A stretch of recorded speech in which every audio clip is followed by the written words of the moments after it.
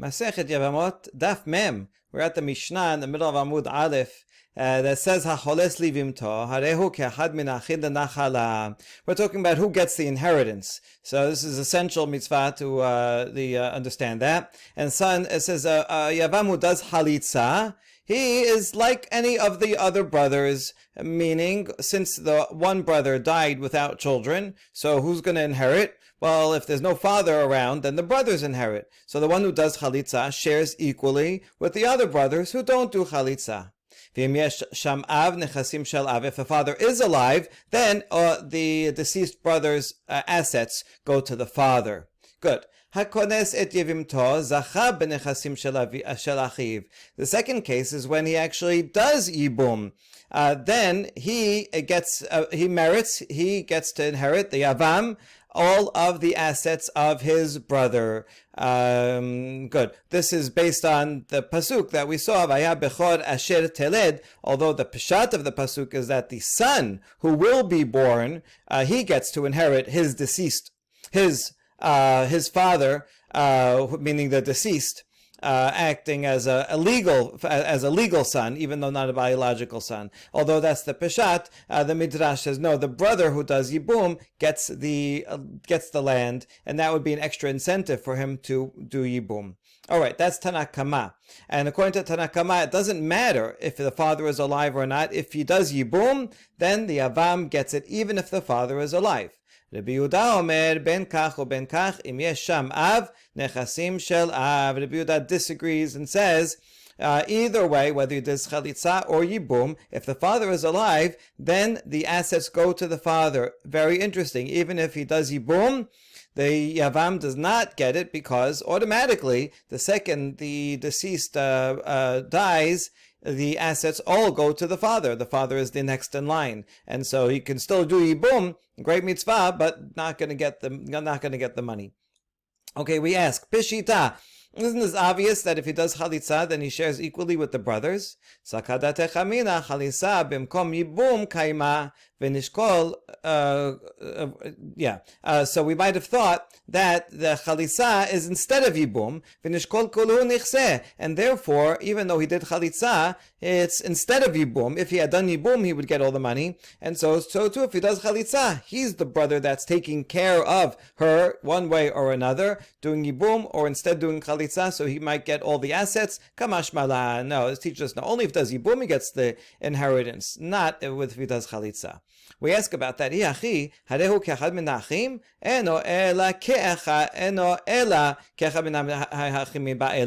so, the language of the Mishnah is not really clear. It's emphasizing the positive. He can get as much as the other brothers.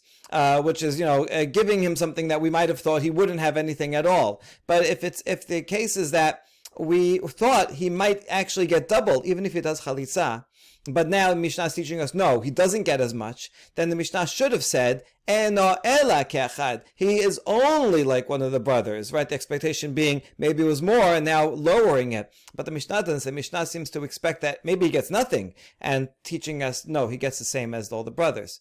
So we revise, Ela sal kadat hachamina ha'il ve'afsedah miyibum likneseh kamash malan. We would have thought is, since he should have done yibum, and he doesn't, so then we should penalize him. He did chalitza, and we penalize him for doing chalitza, not yibum, and you get 0. So kamash malan, that even though he rejected her from yibum, nevertheless he still inherits equal to all the brothers, and then the language of the Mishnah makes sense.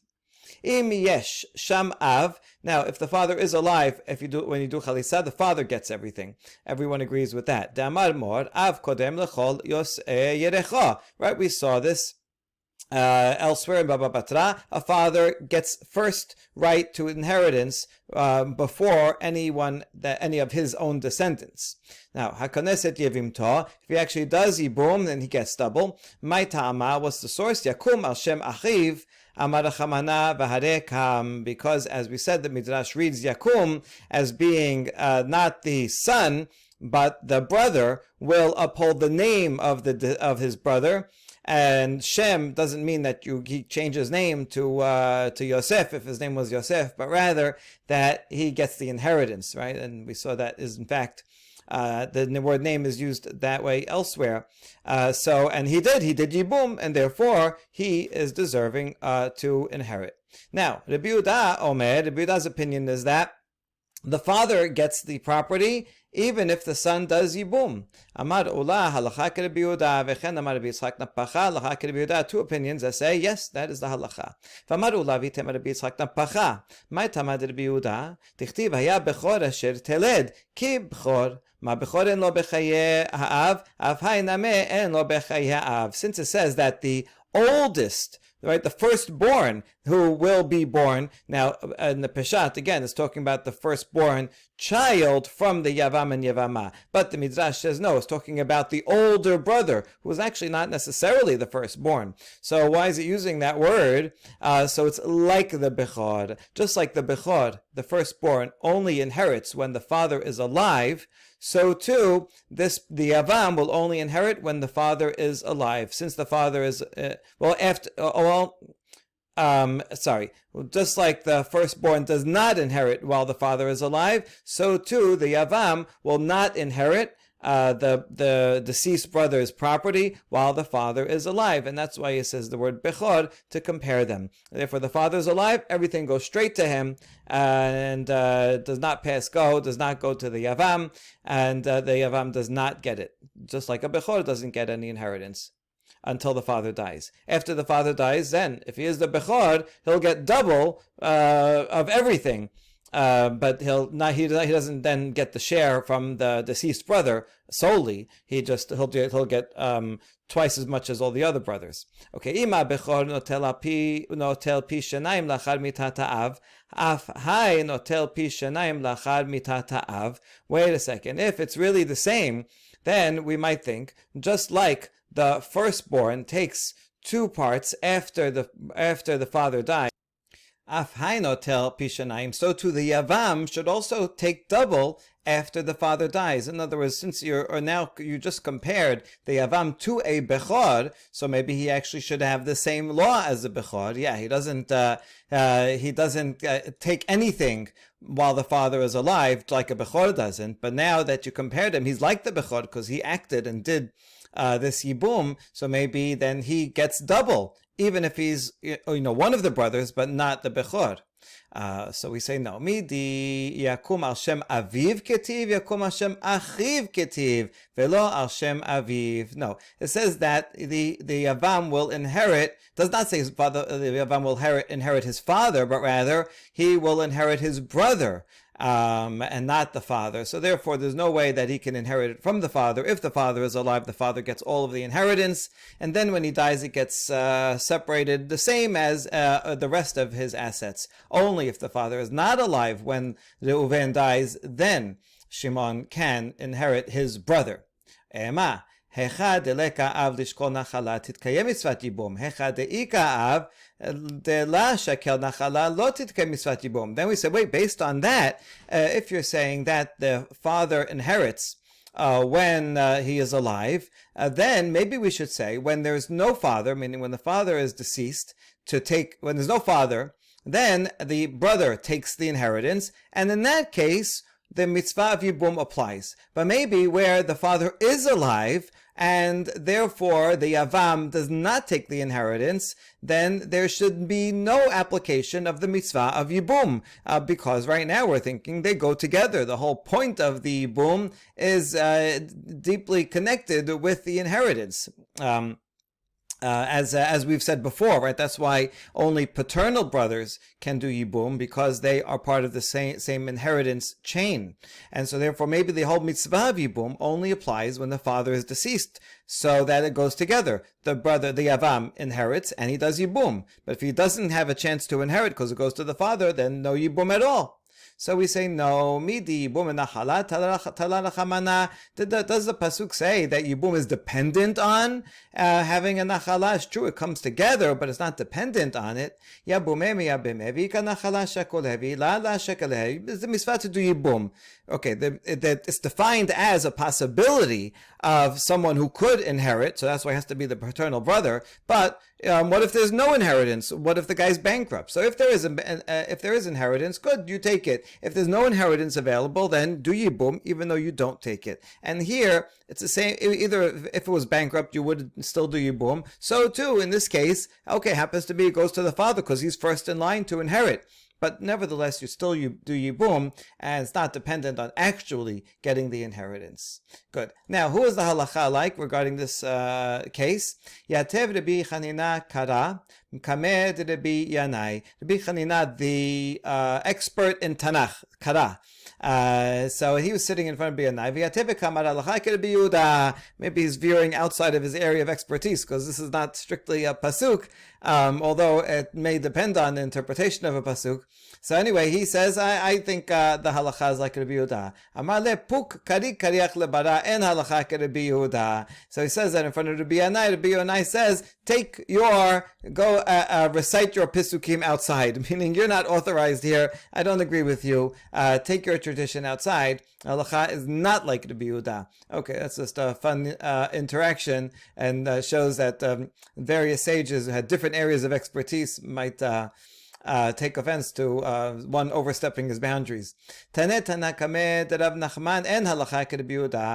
was a Tana, meaning a professional reciter, they had very good memories. They weren't necessarily the greatest sages in terms of their analytical abilities, but they were like the walking books. And he says this baraita in front of Rav Nachman that halacha is not like Rabbi Yehuda. Rav Nachman says, Amar le ela keman kerabanan peshita yachid v'rabim halacha kerabim. This is why you're telling me this, right? Isn't that obvious? That halacha is not like Rabbi Yehuda. He is the minority opinion, so obviously it goes by the majority. You don't need to tell me this.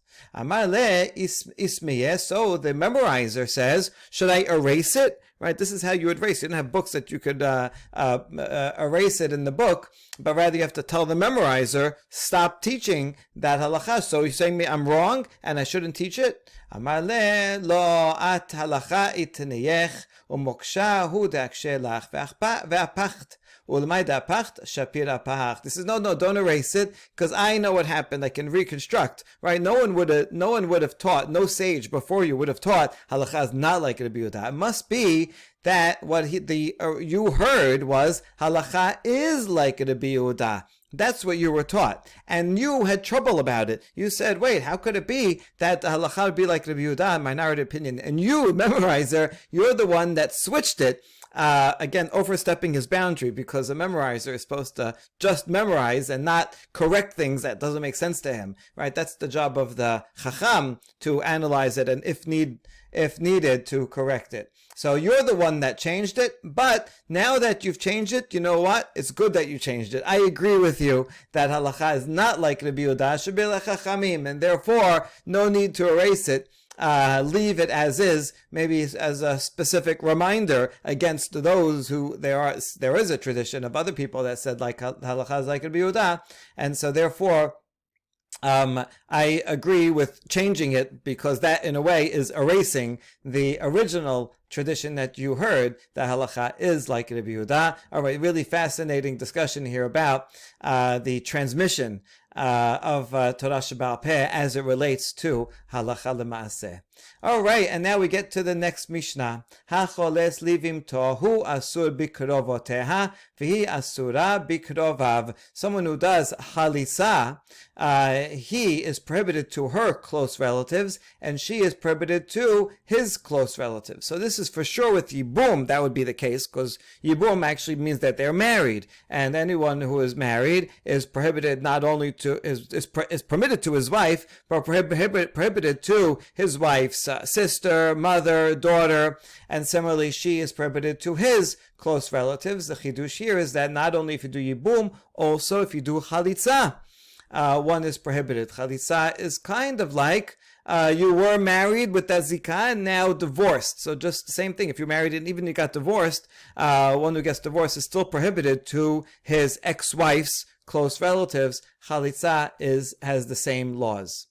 hu asur be'ima, ube'em ima, ube'em aviha, ubita, ubat bita, ubat bena, ubachota, bizman shehi kayemet, v'achin mutarin. He is prohibited to her mother, grandmother in two ways, daughter, granddaughter, right, from daughter or son, and her sister as long as the Yevamot is alive, right, because the law about sisters is only prohibited when they're both alive. So if the Yevamot would die, then he would be permitted to the sister.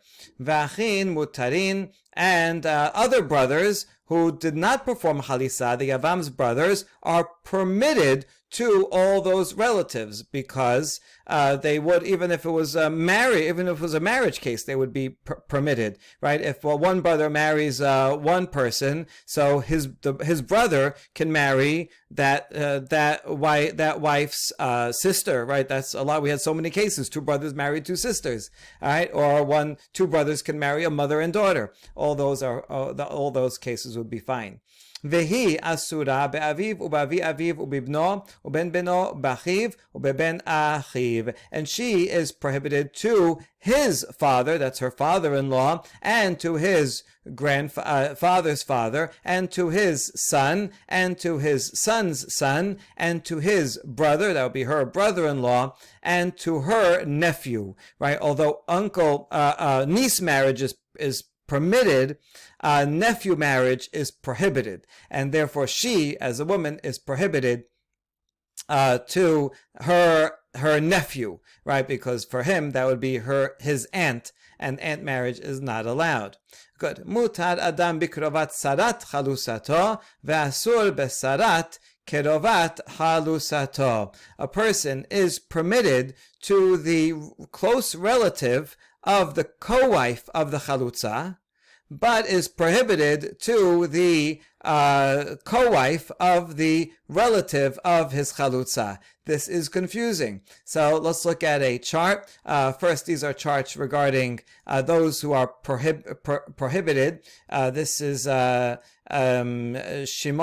did chalitza with Sila, and so he is prohibited from her mother and grandmothers, also prohibited from her daughter and granddaughters. This is what we said.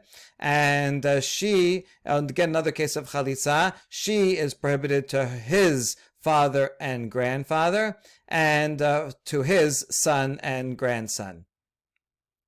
Okay, son and this, grandson, and also to his nephew. Good. Those are all the cases we saw, and the last case that is a little confusing says as follows: you have Reuven and Shimon, who are brothers. Shimon dies. Reuven does chalitza with Leah. Now Shimon had a co-wife. Reuven is prohibited to the co-wife doing chalitza, because he can do Yibum or Chalitza with her, and then not with Chana. However, he can marry, if he wants, his co-wife's daughter. Right, that's okay. That's another step removed. However, what he cannot do is his Leah, his Chalutza, he cannot take her sister.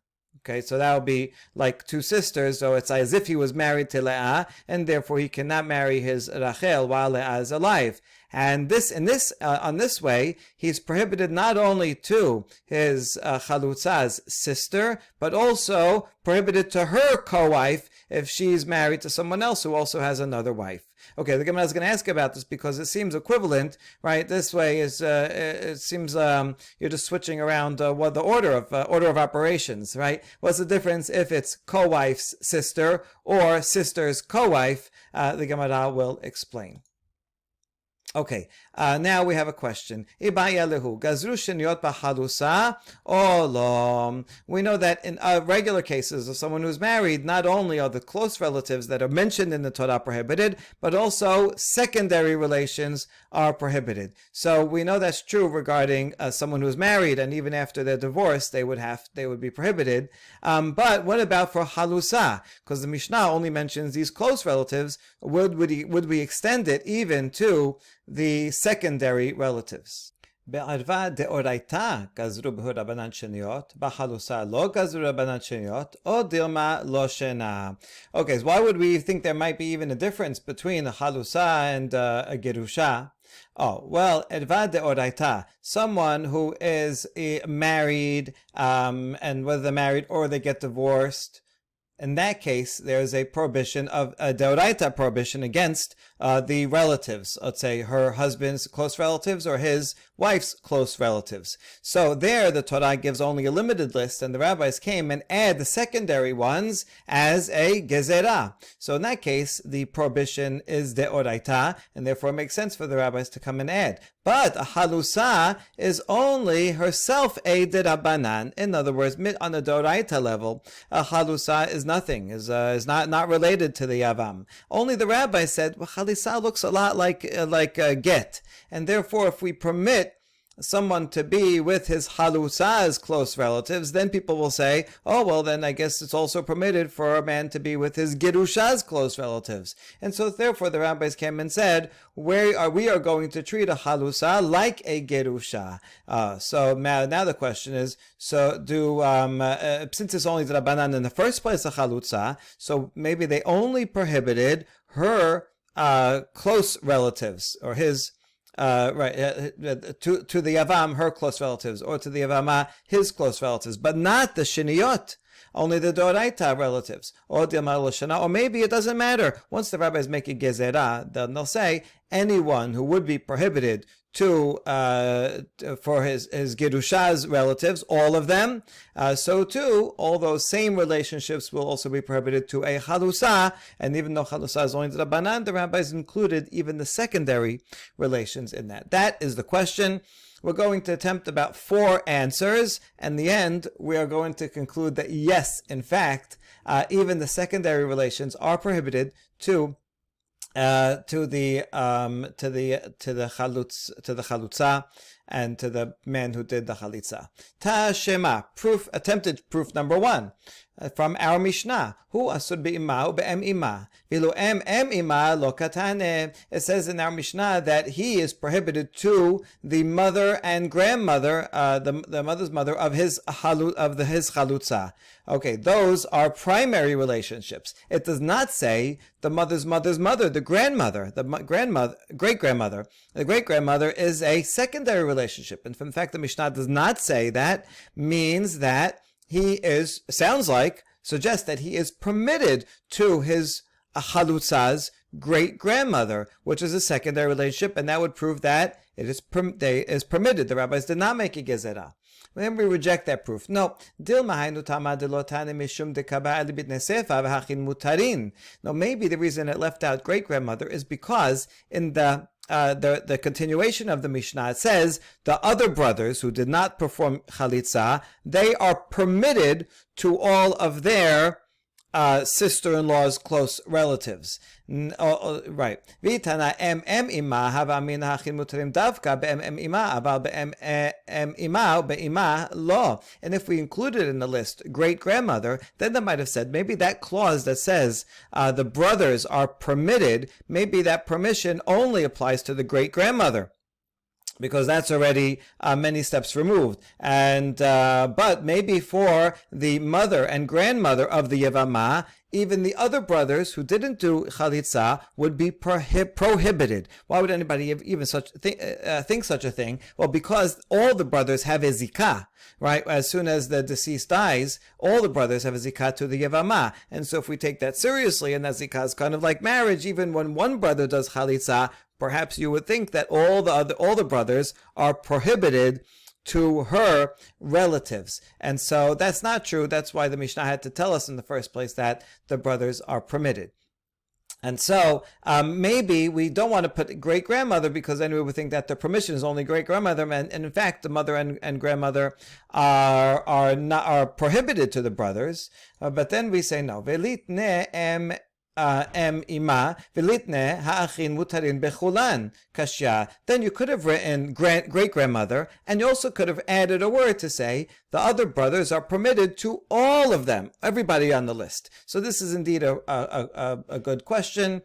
We don't answer. Therefore, this line of this proof is defeated.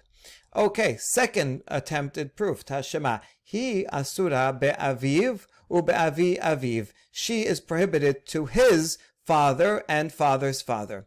Katane miha avi aviv. Maila mishum holes. Tavia la kalat beno. Since the Mishnah includes father's father, well, isn't she prohibited because of the man who did chalitza? And in terms of that grandfather, she is the son's daughter-in-law. In other words, as follows, right? This is the grandfather here, and then he has a son, Yaakov, and the son has a daughter-in-law, right? It'll be Shimon. Yaakov has two sons, Levi and Shimon. Levi is the one that died. Shimon is the Yavam. So this is Yitzchak's son's wife. That's his son's daughter-in-law. Son's daughter-in-law is a sheniyah, is only a secondary, and yet the Mishnah says prohibited. So here's a proof that chalutz and chalutzas, even sheniyah relatives, are prohibited. Then we say, no, lo mishum mitna d'havyala kalat beno. No, she is prohibited to the grandfather, not because of the chalutz, but rather because of the deceased. In other words, Chatzila, is also the grandfather's son's son-in-law from Levi. In other words, since she was married to Levi, she was already prohibited to her husband's grandfather. So she remains prohibited forever to her husband's grandfather. And so it makes no difference if Shimon does chalitza or not, or if Shimon doesn't exist, she is already prohibited to him. So yes, it is a sheniyah, but she's prohibited through the deceased, not through the chalutz, so there is no proof from here. Okay, third attempt, Tashema, ubeben beno. She may not be with the halutz's son's son. Maila mishum holes tavyala mishum eshet avi aviv. And so isn't that because of the holetz, and that is considered the wife of the father's father. In other words, this would be this picture here. And so for her, chalutz's son's son is the same as for him, his father's wife, his grandfather's stepwife, his step grandmother is prohibited as a sheniyah, and there we could prove that sheniyat are prohibited to a halusa. No la mishum mitnad havya la eshet avi aviv. No, she is prohibited because of the deceased. Because for the deceased, she is the wife of a brother of a father's father. In other words, she is prohibited already from when the time she's married to Levi. She is prohibited to David because for him, David, it would be his father's brother's wife, and that is a great aunt, and so is already prohibited. It is a sheniyah, but it's a sheniyah because of Levi, to whom she was fully married, and therefore forever prohibited to her great nephew. And so that is no proof again. Hold on. Ha'amemad machshar be'eshet achi avi aviv. Amemad disagreed with the majority and said this relationship is actually permitted. A great aunt, a father's wife's a father's brother's wife, he says, is permitted, and so therefore she would be permitted. If it was only through Levi, it would be permitted, and the fact that the Mishnah says is prohibited has to mean it's from Shimon, and therefore must be that a memad would say that sheniyot are prohibited to a halusa. So no, not necessarily. A memad mokila bebar bera desava. When the Mishnah says that someone is prohibited to ben beno, it wasn't talking about the son and grandson of Shimon, but rather the Mishnah was referring to the son and grandson of the grandfather here of Shimon's father. So it's Shimon's father's son, meaning any other siblings that Shimon and Levi have would be prohibited, and to their sons, and therefore that would only be one step down. That's her nephews, not her great nephews. And so Amemad could reinterpret the Mishnah in that way, and those are primary prohibitions, not secondary ones. Okay, so therefore Amemad is not necessarily a proof for Amemad. Hainu achiv uben achiv. Wait a second, isn't that then the same as brother and nephews? The Mishnah already has a category of the chalutz's brothers and his nephews. And the answer is Tana achiv mina av vekatani achiv mina em. No, it says it twice to include both paternal brothers, and maternal brothers, and their children. So all of these are prohibited, according to Amemad, and those are all primary prohibitions. Okay, there's some complication here because that's not agreed upon by everyone. Specifically, maternal nephews are actually secondary relations. So how would this be a proof? Rashi explains that must be that Reuven and Shimon were full siblings, and therefore the Chalutza's maternal nephews are also Levi's maternal nephews, and therefore Sila is prohibited to them through Levi and not only through Shimon. And in any case, there is no proof from this section, not for Rabbanan and not for Amemar, and therefore we go on to the next one. Tashema detane Rabbi Chaya. So this proof is not from the Mishnah, but rather from a Baraita of Rabbi Chaya. All the proofs from the Mishnah were inconclusive. So Rabbi Chaya teaches, Arba midivrei sofrim, v'arba midivrei Torah, v'arba midivrei sofrim. There are 4 relations that are prohibited to a chalutz and chalusa from the Torah, and 4 from divrei sofrim, which we usually equate with derabanan, although divrei sofrim, the sages from the second Bet HaMikdash, may in fact be a little stronger even than a simple derabanan. Okay, and what are they? Av ubeno, the chalusa is prohibited to the father and son of the halutz. Achiv uben achiv, she is also prohibited to the brother and nephew of the halutz. Midivrei Torah, those are the Torah 4.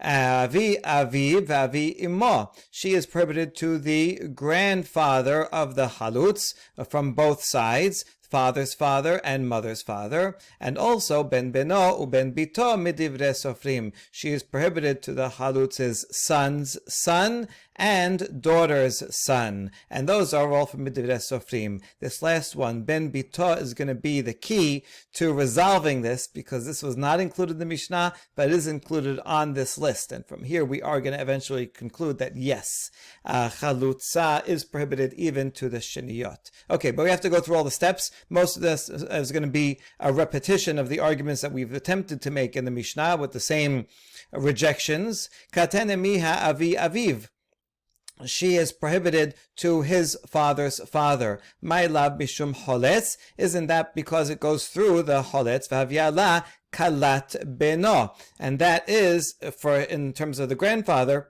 it would be his son's daughter-in-law, which is a sheniyah. So can we prove from here that sheniyah is prohibited? Lo mishum mitna d'havya kalat beno. No, it's because of the deceased. In other words, that relation was already prohibited because of the deceased. It's the grandfather's son's daughter-in-law through the deceased.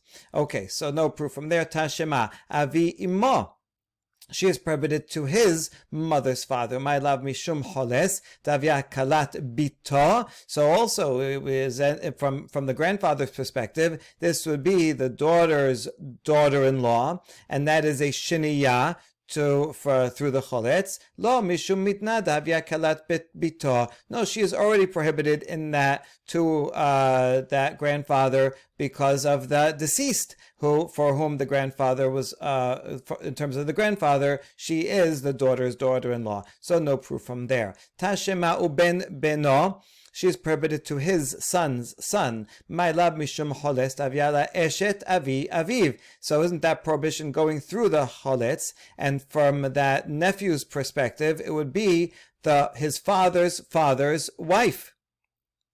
step grandmother, and therefore that was a shiniyah. Lo mishum mitna, no, maybe it's through the deceased. They were already prohibited. V'avyala eshet achi avi aviv, and from that younger person's perspective, it would be his father's brother's wife, and so she is already prohibited. It is a shiniyah, but it goes through the deceased to whom they were fully married, and therefore prohibited forever. So therefore no proof. Now back to Amemad. V'hamemad machshir beshet achi avi aviv. Amemad permits in such a case of a father's brother's wife, a great aunt. In this way, he permits, and therefore it couldn't be through the father. It would have to be through the choletz, and you see here that the choletz relationships does create a secondary arayot prohibition, and the answer is Amemad mokim la mishum choletz v'kasavar gazu shenot b'chalusa. You're right. Amemad does say, it has to interpret this baraita as that the prohibition is formed through the choletz, and therefore according to him, he thinks that the rabbis did prohibit as a gezerah even the secondary relations and for a halutza. Good, so we have a conclusion at least for Amemad, but we want to continue because we want to try to find such a similar proof for Rabbanan, and we will find that in here. Tashema ubeben bito. She, the halutza, is prohibited to his daughter's son. Ma'ila mishum choletz, tavyala eshet avi imo. So are we going through the choletz? And in that case, she is to the grandson, his mother's father. Wife, right? Mother's father's wife, and so that would be a shiniyah. Lo mishum mitna tavyala eshet achi avi imo. No, maybe it goes through the deceased, and she is the wife of the brother of the grandson's mother's father. Let's clarify that with a chart.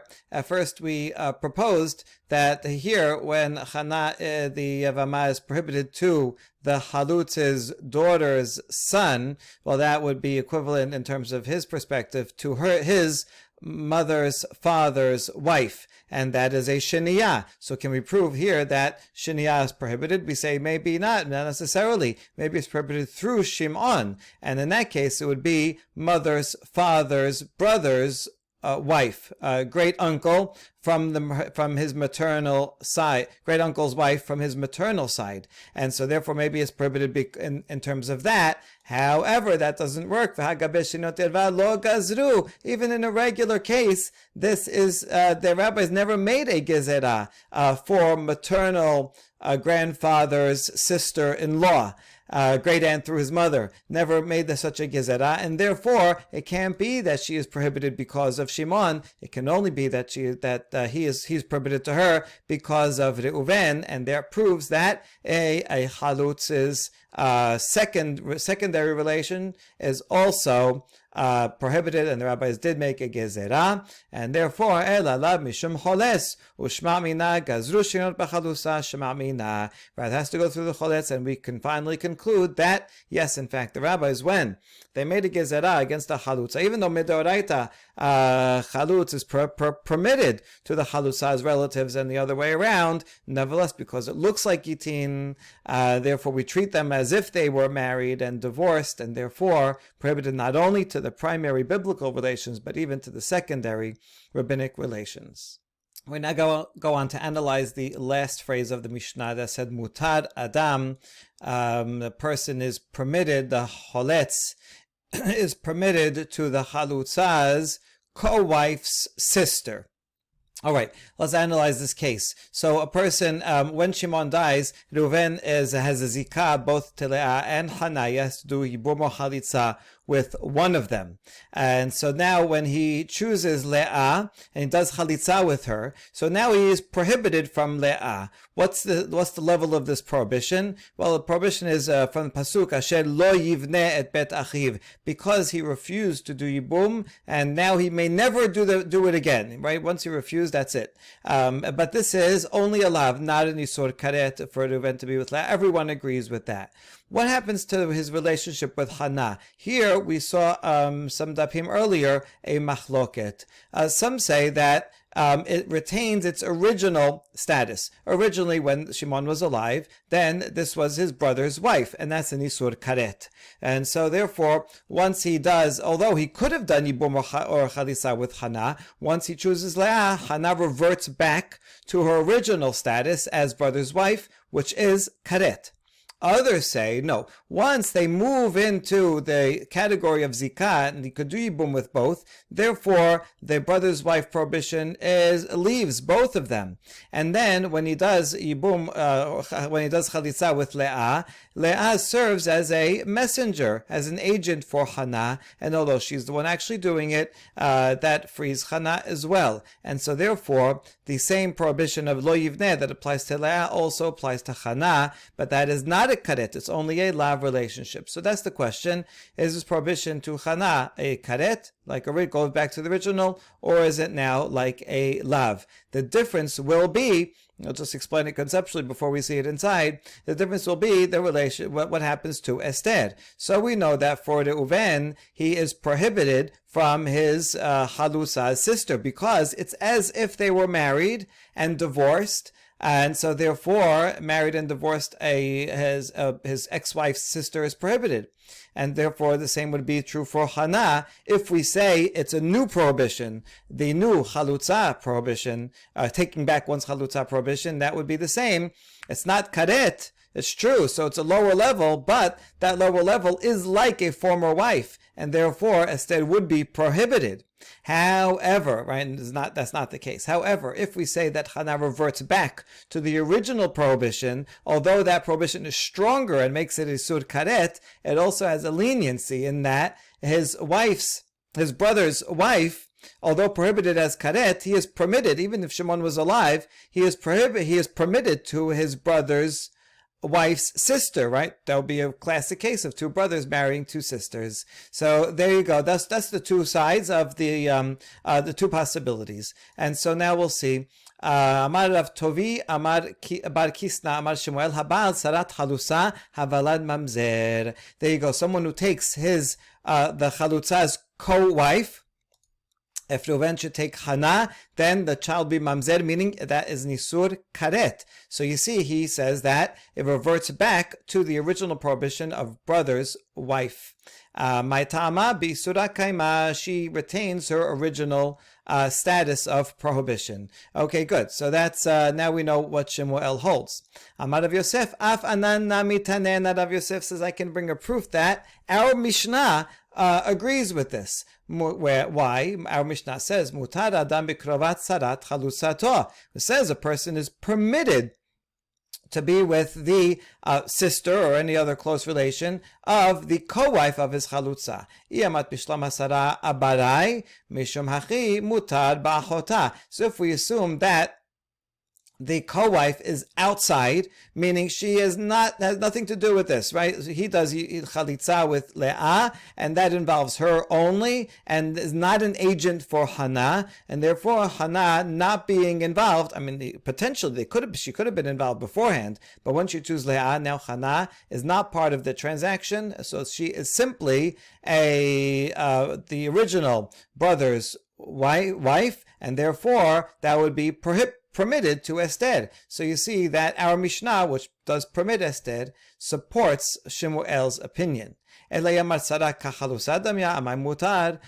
if it had been like if we say that the co-wife is like a chalutza, that she takes on, she is like a messenger, the chalutza is like an agent for her, then she would have the same law as a chalutza, and therefore the co-wife's sister should be prohibited. There you go. Okay, so that's a good proof. Now that we proved this side, it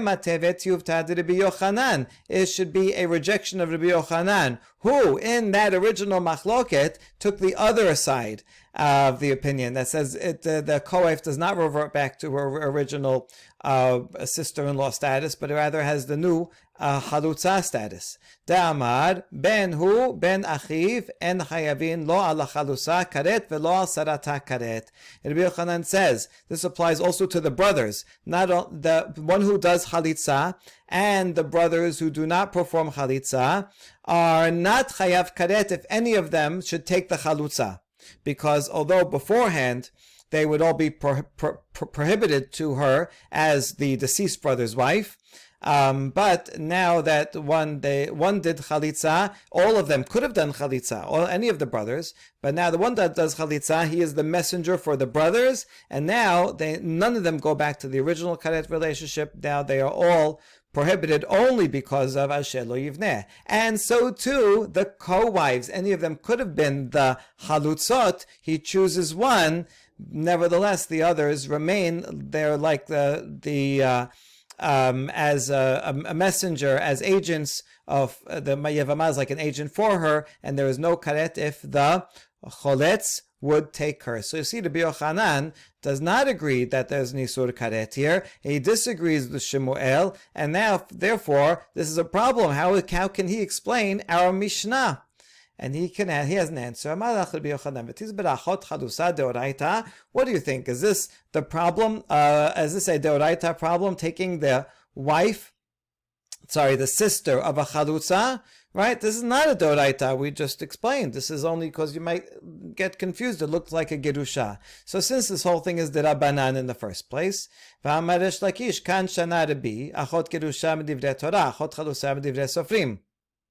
is just proving that it's the Rabbanan. Right? Resh Lakish in fact said that the Biuda Nasi said about this. We're going to see this next coming up in a minute on the next stuff. That the sister of a Gerusha is from the Torah, but sister of a Chalusa Midivre Sofrim. So this whole thing is Midivre Sofrim in the first place. Therefore, it makes a lot of sense, and it's very reasonable to assume that the rabbis applied the prohibition only to the sister of the wife, the sister of the halutza, the person who actually did the chalitza. Her sister is prohibited midrabanan, but the sarot, that's already a step removed, and so there's no reason to think that the rabbis would have made a gezerah even for that, right? No one's going to confuse two steps to think that, if you since the co-wife is you permitted the co-wife sister, therefore also a gerusha's sister would be permitted. No one's going to make that mistake, and so therefore Rabbi Yochanan could say, I have no problem. I can very well say that she is permitted, even though Hana is not an Isur Karet, but is in fact has the same prohibition as the Chalutza of Asher Lo Yivneh.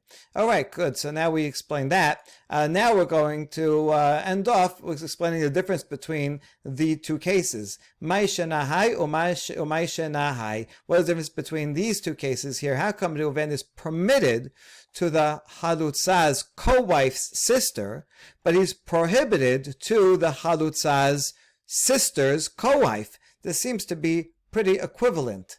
And we have an answer. Hach de'azla behada lebedina gazru behura banan. Hai de lo azla behada lebedina lo gazru behura banan. So because in one way, she will go with the relative to betin, and therefore the rabbis made a gezerah. So which way is that? This way here. When Leah, should she have to go to betin, who's going to go with her? Well, her sister will go with her. Sisters always support each other. Who's not going to go with her? Her co-wife. Co-wives are enemies. Then Chana will be, on the other side of the bench, prosecuting, helping the prosecution. So the point is, when Leah goes to Betin in order to do the halitza, and so who's going to go to give her some emotional support? It's going to be Rachel. So people are going to see them walking in, and they're going to get confused. They're not going to know who's who, and they're going to say, I guess maybe Rachel is the one. I know he's doing chalitza. Maybe he did chalitza with Rachel.